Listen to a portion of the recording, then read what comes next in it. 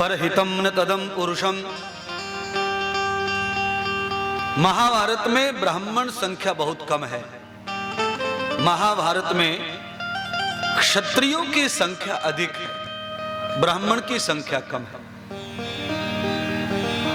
आज महाभारत की कथा भगवान सूत जी ऋषि मुनियों को सुना रहे हैं। और महाभारत की कथा इसलिए सुनानी पड़ी क्योंकि भगवान की सब जगह मौजूदगी है, ये कैसे समझे, इसीलिए महाभारत की कथा सुनाकर ये समझाना चाहते ऋषियों को।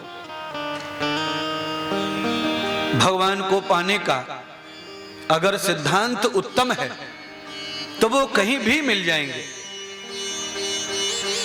आवश्यकता ये नहीं है कि दही से मक्खन निकालने के लिए जून के महीने में आपको किसी प्रकार का द्वंद्व सहन करना पड़ेगा। आवश्यकता ये नहीं है। आपकी आवश्यकता क्या है? दही में से दूध घी निकालने का प्रयोग आपका ठीक होना चाहिए।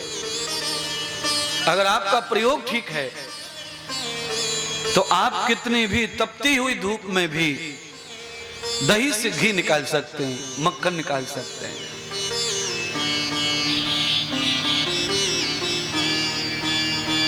प्रयोग क्या है? जब बहुत गर्मी पड़ती है तो दही को चलाते चलाते उसमें ठंडा पानी या बर्फ का सहारा लेना पड़ता है तो मक्खन बाहर आने लगता है। जब बहुत जोर से ठंडी पड़ती है तो दही चलाते चलाते थोड़ा गर्म पानी का सहारा लेना पड़ता है, तब भी मक्खन जल्दी निकल आता है।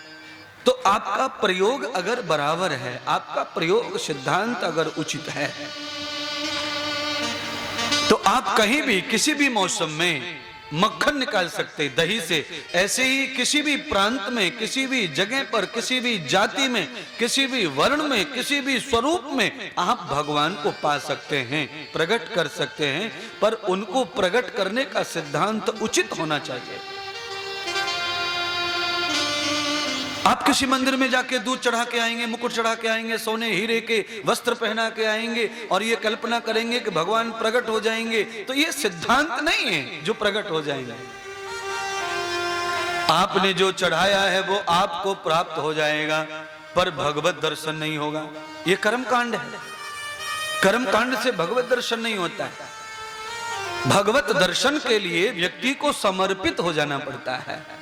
तन से, धन से, मन से पूरी तरह से हम सद्गुरु के हो जाएं, भगवान के हो जाएं, तो हम प्रकट कर लेते हैं उसको, उस रूप को जिस रूप की भूख है, तृष्णा है, इच्छा है।